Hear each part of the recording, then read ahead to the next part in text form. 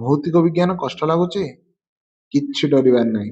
ଆଜି ଆମେ ଏଇ ଭିଡିଓରେ ବହୁତ ସାରା କ୍ୱେଶ୍ଚିନ୍ ଲେନ୍ସ ଉପରେ, ଦର୍ପଣ ଉପରେ, ଆଉ ଆମର କରେଣ୍ଟ ଉପରେ, ଆଉ ଜେନେରେଟର ମୋଟର ଉପରେ କରିବା, ଯାହା ଫଳରେ ତମର ବେସିକ କନସେପ୍ଟ କ୍ଲିୟର ହବ ଆଉ ତମେ ଏକ୍ସାମ ରେ ବହୁତ ଭଲ କରିକି ଆସିବ। ପିଲାମାନେ ଏଇ ଯୋଉ ପରୀକ୍ଷା ଦର୍ପଣରୁ ଡାଇରେକ୍ଟ ଆସୁଛି କ୍ୱେଶ୍ଚିନ୍, ହେଲା କି? ସେଇଥିପାଇଁ ତମେ ଏଇ ସବୁ କ୍ୱେଶ୍ଚିନ୍ କରିକି ଯିବା ଦରକାର। ଆଉ ଏଇ ଭିଡିଓରେ ମୁଁ ବହୁତ ସୁନ୍ଦର ଭାବରେ ତମକୁ ଅପସନ ୱାଇଜ ବୁଝେଇ ଯିବି, ମାନେ କାହିଁକି ଏ ଅପସନ ହେଲାନି, କାହିଁକି ଏ ଅପସନ ଟି ଆନ୍ସର ହେଲା। ତ ପିଲାମାନେ ଆରମ୍ଭରୁ ଶେଷ ସହିତ ଯୋଡି ହୋଇ ରୁହନ୍ତୁ, ଯାହା ଫଳରେ ତମେ ପ୍ରତି କ୍ୱେଶ୍ଚିନ୍ ର ଆନ୍ସର କରିବାର ଶୈଳୀ ବା ଟେକ୍ନିକ ଜାଣିପାରିବ, ଟ୍ରିକ୍ ଜାଣିପାରିବ, ଯାହା ଫଳରେ ଏହି ସବୁ ଢାଞ୍ଚାରେ ଯେତେବେଳେ କ୍ୱେଶ୍ଚିନ୍ ପାଇବ ନା ତମେ ବୋର୍ଡ ପରୀକ୍ଷାରେ, ତମକୁ ଲାଗିବ ଯେ ଆରେ ଏଇ କ୍ୱେଶ୍ଚିନ୍ ତ ଆମେ ଅଲରେଡି କରିଛୁ। ତ ଭୟ କରିବାର କିଛି ନାହିଁ ପିଲାମାନେ। ତମେ ଯଦି ଏଇ ଚ୍ୟାନେଲକୁ ଆସିଛ, କୌଣସି ବିଷୟ ପ୍ରତି ଭୟ କରିବାର କୌଣସି ଆବଶ୍ୟକତା ନାହିଁ। ତ ଚାଲ ଷ୍ଟାର୍ଟ କରିବା ପ୍ରଥମ ନମ୍ବର କ୍ୱେଶ୍ଚିନ୍, ହେଲା? ପିଲାମାନେ କଣ କହିଲା? ନିମ୍ନଲିଖିତ ସନ୍ତୁଳିତ ରାସାୟନିକ ସମୀକରଣରେ ପି ଆଉ କ୍ୟୁ ଆଉ ଆର ର ଯୋଉ ଚିହ୍ନ ଦେଇଛି, ମାନେ ଚିହ୍ନିତ କରିଛି, ତାର ଭ୍ୟାଲ୍ୟୁ କେତେ ହବ ବୋଲି ପଚାରିଲା। ପିଲାମାନେ ଏ ପ୍ରକାର କ୍ୱେଶ୍ଚିନ୍ କୁ ସଲ୍ଭ କରିବାର ବେଷ୍ଟ ମେଥଡ, ବେଷ୍ଟ ଟ୍ରିକ୍ ଆମେ କହିପାରିବା, ସବୁ ଯାକକୁ ପକେଇ ଦେଖିବା, ବୋଥ ସାଇଡ ସମତୁଲ କରି ଦେଖିବା। ତ ଚାଲନ୍ତୁ ପ୍ରଥମେ ଆମେ ଏ ଅପସନ କୁ ହିଁ ପକେଇ ନବା। ତ ଏଇଠି ରହିବ କଣ? 2 ରହିବ, 2 PB। ଆଉ ଏଠି କଣ ରହିବ? ସେକେଣ୍ଡ ବି 2 ଦେଲା, 2 ରହିବ। ଏଇ ଆର ରେ କେତେ ଦେଲା? 4। ତ ପିଲାମାନେ ଦେଖ ହଉଛି କି ନାଇଁ ଦେଖିଦିଅ। ଏଇଠି 2, ଏଇଠି କେତେ? 4। ତ 2 PB ଏପଟେ 2 PB, ଏପଟେ ବି 2 PB। ହଁ ଠିକ ଅଛି। ଏନ କେତେଟା? ଏନ ଇଏ 2ଟା ଏନ, ଇଏ ପୁଣି 2 ତଳର ଗୁଣି ହେଇକି ଯିବ 4ଟା ଏନ। ହଁ 4ଟା ଏନ ଠିକ ଅଛି। ସେମିତି ଓ 3 ଦୁଗୁଣେ 6, ହେଲା? ଏପଟେ ଏପଟେ କେତେ? 4 ଦୁଗୁଣେ 8, ଇଏ 3 ଦୁଗୁଣେ 6 ଦୁଗୁଣେ 12, ହେଲା? ଇଏ 2, ଇଏ 3 ଦୁଗୁଣେ 6, ମାନେ ଟୋଟାଲ 12ଟା ଓ ଏପଟେ ଅଛି। ଏପଟେ କେତେ? 4 ଦୁଗୁଣେ 8, ଏଇଠୁ 8, ଏଇଠି 2 ଆଉ ଏଇଠି 2। ତ 12ଟା ହେଇଗଲା। ତ ପ୍ରଥମ ହିଁ ସଲ୍ଭ, ମାନେ ପ୍ରଥମରେ ହିଁ ଇଏ ସଲ୍ଭ ହେଇଗଲା, ହେଲା କି? ଆଇରେ ଆଉ କିଛି ଅସୁବିଧା ହିଁ ନାହିଁ। ତ ଆଉ ଏତେକ ଦେଖିବାର ହିଁ ଦରକାର ପଡିବନି। ବି ଆଉ ସି ଆଉ ଡି ଅପସନ ଯୋଉଟା ସାଟିସ୍ଫାଏ ହେଇଗଲା ସେଇଟା ହିଁ ଆନ୍ସର ହବ। କେହି ମଧ୍ୟ ଡରିବନି। ତମେ ଭାବିବ, ଏକ୍ସାମ ରେ ଭାବିବ ନା, ଆରେ ମୁଁ ଏଟା ମାରିଦେଲି ଆଉ ବି ସି ଆଉ ଡି ଦେଖିବି ହିଁ ନାହିଁ, ମାନେ ଦେଖିଲି ହିଁ ନାହିଁ। ତମ ମନରେ ଏ ପ୍ରକାର ଭୟ ରହିବା ଉଚିତ ହିଁ ନୁହଁ, କାରଣ 4ଟା ଅପସନରେ ଗୋଟିଏ ହିଁ ଠିକ ହବ ନା 4ଟା ଯାକ ଠିକ ହବ? ଏମସିକ୍ୟୁ ରେ ଗୋଟିଏ ହିଁ ଆନ୍ସର ଠିକ ହୁଏ।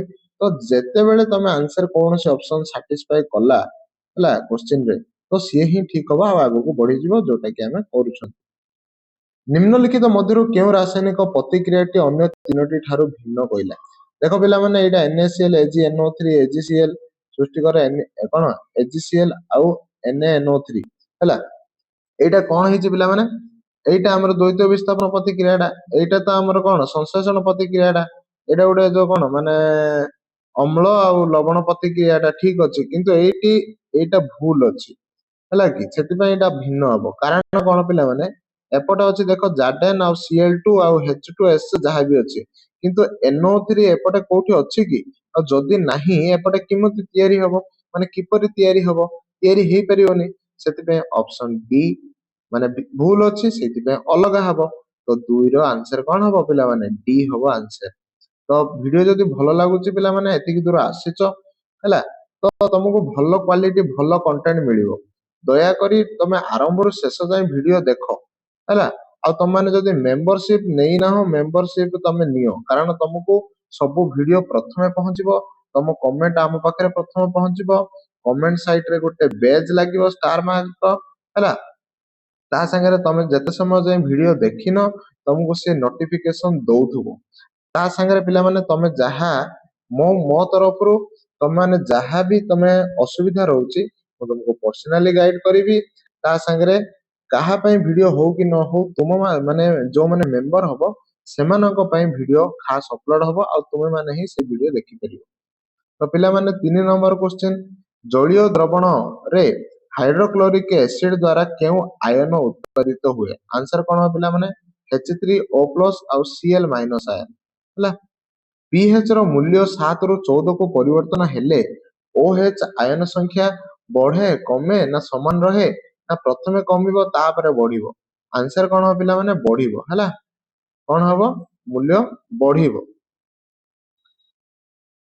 ଗୋଟିଏ ସବଳ ଅମ୍ଳ ଆଉ ଗୋଟିଏ ସବଳ କ୍ଷାରରେ ଆଚ୍ଛା ଅମ୍ଳ କ୍ଷାର କରେ କିଏ ମଧ୍ୟ ଡାଉଟ୍ ହୁଅନି ଏଇ ସବୁ କ୍ୱେଶ୍ଚିନ୍ ମୁଁ ଏଇଥିପାଇଁ ଟିକେ ସ୍ପିଡରେ କହୁଛି କାରଣ ସମୟର ବି ଅଭାବ ରହୁଛି ଆଉ ଏଇ ସବୁ କ୍ୱେଶ୍ଚିନ୍ ମୁଁ ଯେତେବେଳେ ନ୍ୟୁଜ ପେପର ଡିସ୍କସନ କରୁଥିଲି ସେ ସମୟରେ କହିସାରିଛି ହେଲା ଗୋଟିଏ ସବଳ ଅମ୍ଳ ଗୋଟିଏ ସବଳ କ୍ଷାରରେ ପ୍ରସ୍ତୁତ ଲବଣର pH ର ମୂଲ୍ୟ କେତେ ହବ ଏଇଟା ବି ମୁଁ ତମକୁ ପଢେଇକି ଆସିଛି ତଥାପି ଏଇ କ୍ୱେଶ୍ଚିନ୍ ଟା ଯେହେତୁ ଏଥିରେ ଦେଲା ସେଥିପାଇଁ କହିବାକୁ ପଡୁଛି ଅପସନ ଡି ହବ ଆନ୍ସର ହେଲା 7 ସହିତ ସମାନ ହବ କେଉଁ ଭୌତିକ ଗୁଣ ଯୋଗୁଁ ମନ୍ଦିର ଘଣ୍ଟି ଧାତୁରେ ତିଆରି ହୋଇଥାଏ ଧାତୁରେ କଣ ପାଇଁ ତିଆରି ହଉଛି ଆମେ ଘଣ୍ଟାଟାକୁ ବାଡଉଛନ୍ତି ବାଡେଇଲେ ସାଉଣ୍ଡ ହଉଛି ତ ସାଉଣ୍ଡ ଗୁଣ ଥିବା ଯୋଗୁରୁ ଯେମିତି କି ଧାତୁ ର କଣ ଧାତବ ଧ୍ୱନି ସୃଷ୍ଟି କରିପାରେ ସେଇଥିପାଇଁ ଆମେ ଘଣ୍ଟ ତିଆରି କରୁଛନ୍ତି ଧାତୁରେ ଠିକ ହେଲା ନିମ୍ନଲିଖିତ ମଧ୍ୟରୁ କେଉଁଟି ସକ୍ରିୟତା ଅନୁକ୍ରମ ଅନୁସାରେ ସଠିକ ଅଟେ ବୋଲି କହିଲା ସକ୍ରିୟତାର ଅନୁକ୍ରମ ତୃତୀୟ ନମ୍ବର ପାଠ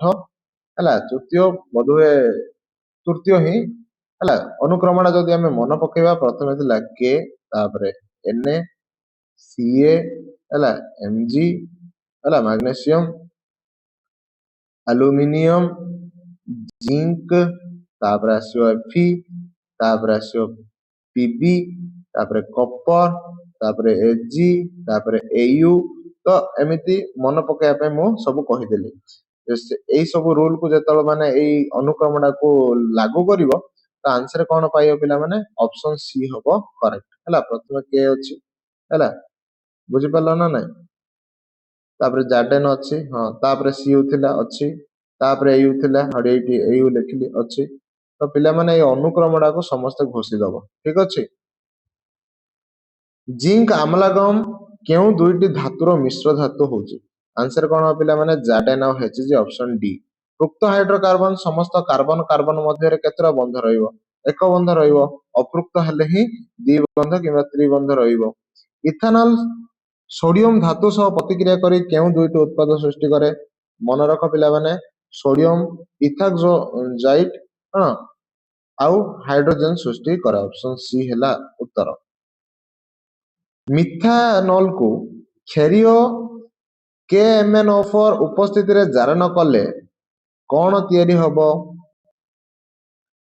କଣ ତିଆରି ହବ ପିଲାମାନେ ଫର୍ମିକ ଏସିଡ ତିଆରି ହବ ହେଲା କି ଯୋଉଟା କି ପିମ୍ପୁଡି କାମୁଡାରେ ଥାଉ ମାନେ ଦଂଶନ କଲେ ଆମକୁ ଶରୀରକୁ ଆସି ଯାଉଛି ହେଲା ମେଣ୍ଡେଲିଭଙ୍କ ପର୍ଯ୍ୟାୟ ସାରଣୀରେ କେତୋଟି ମୌଳିକ ସ୍ଥାନ ପାଇଥିଲା very very dead easy question 63ଟି ଆଧୁନିକ ପର୍ଯ୍ୟାୟ ସାରଣୀର ପର୍ଯ୍ୟାୟ ଗୁଡିକରେ ବାମରୁ ଡାହାଣକୁ ଗଲେ କଣ ହୁଏ ନାହିଁ ବୋଲି କହିଲା ହେଲା ପିଲାମାନେ କଣ ହୁଏ ନାହିଁ କଣ ହୁଏ ପ୍ରଥମେ ଦେଖିଦବା ମୌଳିକ ଗୁଡିକର ଧାତବ ପ୍ରକୃତି କମିଯାଏ ଠିକ ସଂଯୋଜକ ଇଲେକ୍ଟ୍ରନ ସଂଖ୍ୟା ବୃଦ୍ଧି ପାଏ ଅକ୍ସାଇଡ ଗୁଡିକ ଅଧିକ ଅମ୍ଳୀୟ ହୋଇଥାନ୍ତି କିନ୍ତୁ ପରମାଣୁ ଗୁଡିକ ସହଜରେ ଇଲେକ୍ଟ୍ରନ ତ୍ୟାଗ କରିପାରନ୍ତି ଏମିତି ସେମିତି କିଛି ବି ନାହିଁ ହେଲା ତ 13ର ସି ହବ ଉତ୍ତର ଗୋଟିଏ ଅବତଳ ଦର୍ପଣରେ ଯଦି ବକ୍ରତା ବ୍ୟାସାର୍ଦ୍ଧ ମାନେ ବକ୍ରତା ବ୍ୟାସାର୍ଦ୍ଧ ମାନେ କଣ ରେଡିୟସ ଅଫ କର୍ଭେଚର ହେଲା ଯୋଉଟା ଆର ଦେଲା କେତେ ଆର ଦେଲା ଏଇଠି କେତେ 24 ସେମ ହେଲା ତ ପଚାରିଲା କଣ ଫୋକସ ଦୂରତା ମାନେ ଏଫ ପଚାରିଲା ଆମେ ଜାଣିଛନ୍ତି ଏଫ ଇଜ ଇକ୍ୱାଲ ଟୁ କଣ r/2 ହେଲା F is equal two r/2 ତ 24/2 ଇଜ ଇକ୍ୱାଲ ଟୁ ଆସିଲା 12 ସେମ ତ ଅପସନ ବି ହେଲା କରେକ୍ଟ ଆନ୍ସର ଜଣେ ଡାକ୍ତର କଣ କରୁଛନ୍ତି 2.5 ଡାୟପ୍ଟର ପାୱାର ସଂଶୋଧନକାରୀ ଲେନ୍ସ ବ୍ୟବହାର କରିବାକୁ ନିର୍ଦ୍ଧାରଣ କରିଛନ୍ତି ତ ଏହି ଲେନ୍ସ ର ଫୋକସ ଦୂରତା କେତେ ତ ଆମେ ଜାଣିଛନ୍ତି ଏଇଠି କଣ ଏଫ ଆସିଲା ଆଉ ପି ଆସିଲା ଏଫ ଆଉ ପି ଭିତରେ ରିଲେସନ ଥିଲା ଭଳି ଗୋଟେ ସୂତ୍ର ଅଛି ଯୋଉଟା ପି ଇଜ ଇକ୍ୱାଲ ଟୁ କଣ 1/f ତ ପି ଇଜ ଇକ୍ୱାଲ ଟୁ କଣ ହେଲା 1/f ବଦଳରେ ଆମେ କେତେ ପକେଇଲେ 2.5 ପକେଇଦେଲେ ହେଲା 2.5 ପକେଇଦେଲେ ତ ଯେତେବେଳେ ଆକୁ ଆମେ କଟାକଟି କରିବା 2.5 ବେଲେ କଣ କାଟି ଦଉଛି ପିଲାମାନେ ଏଇଠି ଲେଖୁଛି ଭଲସେ ଦେଖ ହେଲା କଣ ଆସିଥିଲା 1/2.5 2.5 ଅର୍ଥ 1/25/10 ଦଶମିକ ଉଠେଇଲେ 10ଟା ଉପରକୁ ପଳେଇବ, କେତେ ଆସିବ 10/25 ଆସିବ। ହେଲା ପିଲାମାନେ 10 କଣ ଆସିବ 25 ଆସିବ। କଟାକଟି ଯଦି କରିବା ହେଲା କେତେରେ କାଟିବା 5ରେ କାଟିବା, 5 ଦୁଗୁଣେ 5 ପଞ୍ଚା 2/5 ଆସିଲା। 2/5 କୁ ହେଲେ ଆମେ ଆକୁ ଦଶମିକର ଆନ୍ସର ଆସିଛି ତ ଦଶମିକ କରିବାକୁ ପଡିବ। ଉପରେ 2ରେ ଗୁଣିଦିଅ, ତଳେ 2ରେ ଗୁଣିଦିଅ, କାରଣ ତଳେ ମୁଁ 10 କରିବାର ଅଛି। ତ 4/10 ଯୋଉଟା କି କଣ 0.4। ଆନ୍ସର କଣ ଆସିଲା ଅପସନ ଡି। ହେଲା ଗୋଟିଏ ଅବତଳ ଲେନ୍ସର ଫୋକସ ଦୂରତା ଦେଲା 25 ସେମି। ହେଲା କଣ ଦେଲା ଫୋକସ ଦୂରତା ଦେଲା। ବସ୍ତୁକୁ କେତେ ଦୂରରେ ରଖିଲେ ତାର ପ୍ରତିବିମ୍ବ ଲେନ୍ସ ଠାରୁ 20 ସେମି ଦୂରରେ ସୃଷ୍ଟି ହବ। ମାନେ ପ୍ରତିବିମ୍ବର ଦୂରତା ଦେଇଛି ହେଲା, ଆଉ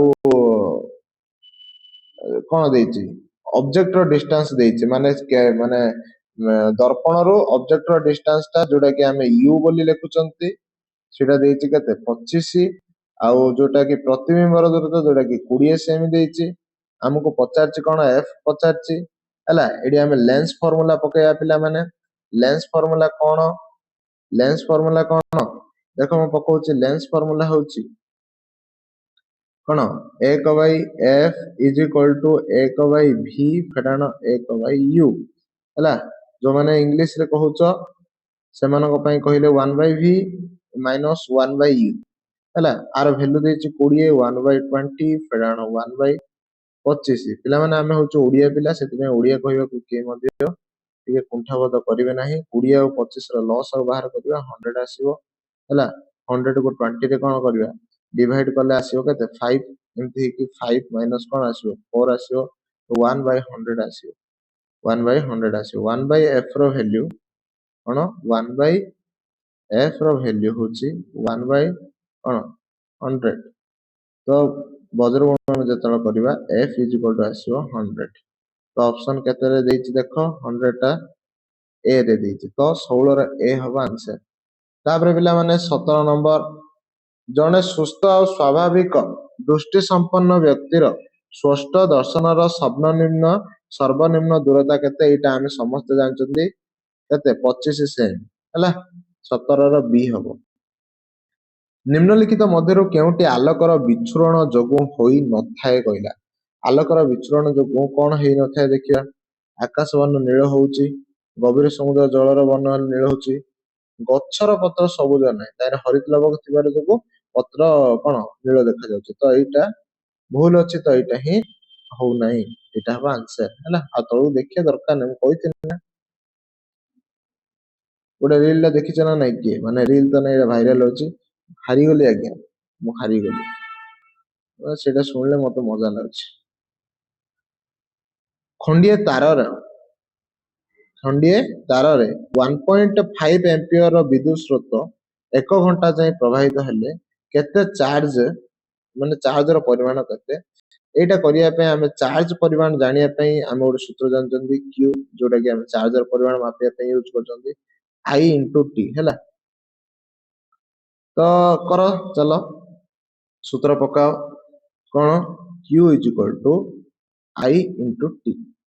ହେଲେ ପିଲାମାନେ କରେଣ୍ଟଟା ଦେଇଛି 1.5 ଏମ୍ପିୟର, ତ ଏଠି ପକେଇଦେଲି 1.5, କିନ୍ତୁ ଟାଇମ ଟା ଘଣ୍ଟାରେ ଦେଇଛି। ଆକୁ ଯଦି ସେକେଣ୍ଡ ମାନେ ପ୍ରକାଶିତ କରିବା, ଗୋଟେ କଣ ଆମର 60 ମିନିଟ ଆଉ ପ୍ରତି ମିନିଟ 60 ସେକେଣ୍ଡ, ତ ହେଲା ଆମର 3600 ସେକେଣ୍ଡ। କେତେ 3600 ସେକେଣ୍ଡ। ହେଲା ଯେତେବେଳେ ଆକୁ ଆମେ କଣ କରିବା ମଲ୍ଟିପ୍ଲାଏ କରିବା 15/10 ହେଇଯିବ।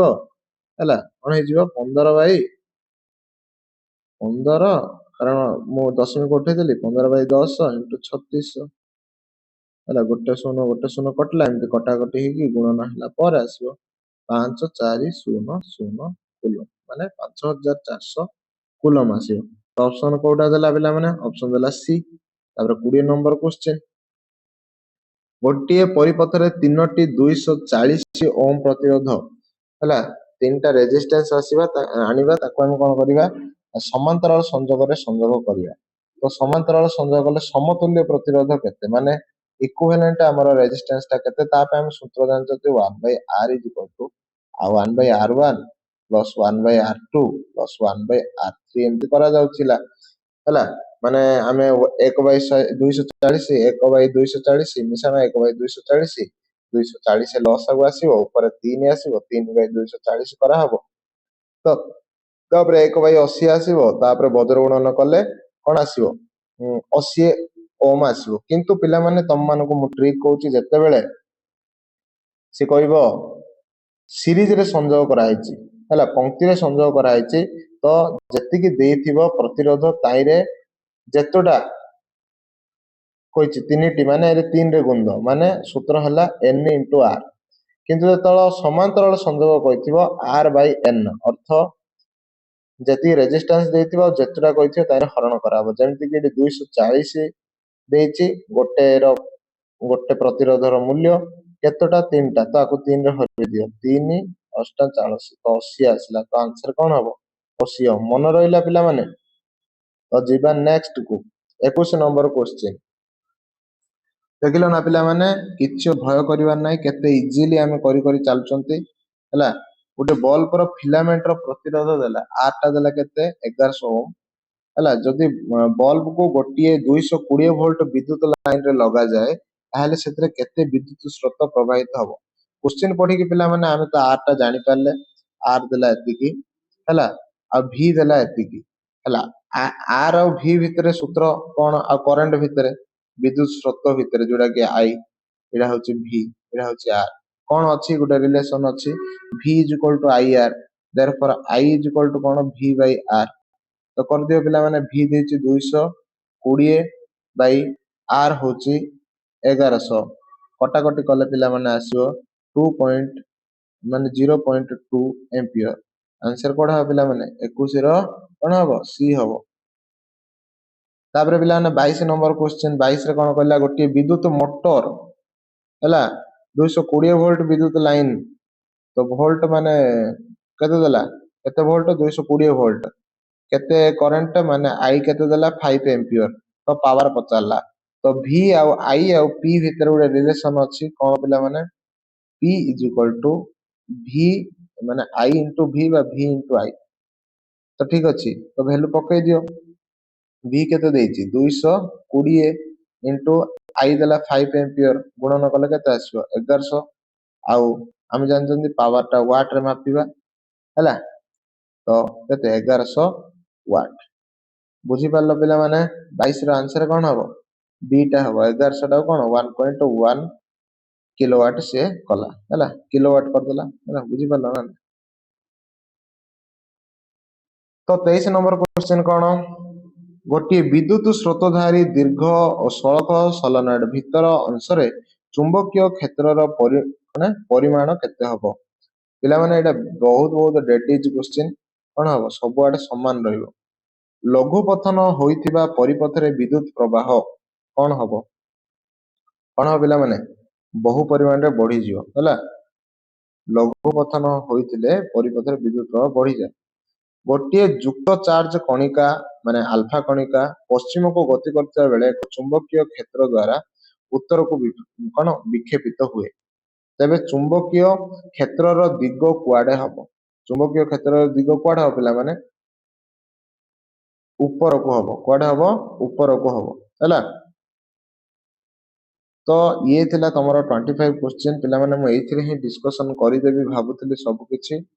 ଦେଖ ପିଲାମାନେ 18 ମିନିଟ ହେଇଗଲାଣି, କିଛି ଅସୁବିଧା ନାହିଁ। ଯୋଉମାନେ ତ ଶେଷ ଯାଏଁ ଆସି ଯାଉଛ, କିନ୍ତୁ ବହୁତ ସାରା ପିଲା କଣ କରୁଛନ୍ତି, ସେମାନେ ଆରମ୍ଭରୁ ସ୍କିପ୍ କରିଦଉଛନ୍ତି ଯେ ଏଡ ବଡ ଭିଡିଓ କିଏ ଦେଖିବ। ତ ପିଲାମାନେ ଜୀବ ବିଜ୍ଞାନ ଆର ନେକ୍ସଟ ଭିଡିଓରେ ଆସିଯିବ। ତ ଆଉ ହଁ, ଲଙ୍ଗ କ୍ୱେଶ୍ଚିନ୍ ବି ମୁଁ ତମକୁ ଦେଖେଇଦେବି ଆର। ତ ସେଇଥିପାଇଁ ମୁଁ ସରି କହିବି ନା, ମୁଁ ତମମାନଙ୍କୁ ଧନ୍ୟବାଦ ଦେବି ଜାଣିପାରିନି, କିନ୍ତୁ ତମ ମାନଙ୍କର ଅସୁବିଧା ପାଇଁ ମୁଁ ସରି କହୁଛି। ଆଉ ନେକ୍ସଟ ଭିଡିଓରେ ଆଉ 25ଟା କ୍ୱେଶ୍ଚିନ୍ ନିଶ୍ଚିତ ଭାବରେ ଆସିଯିବ।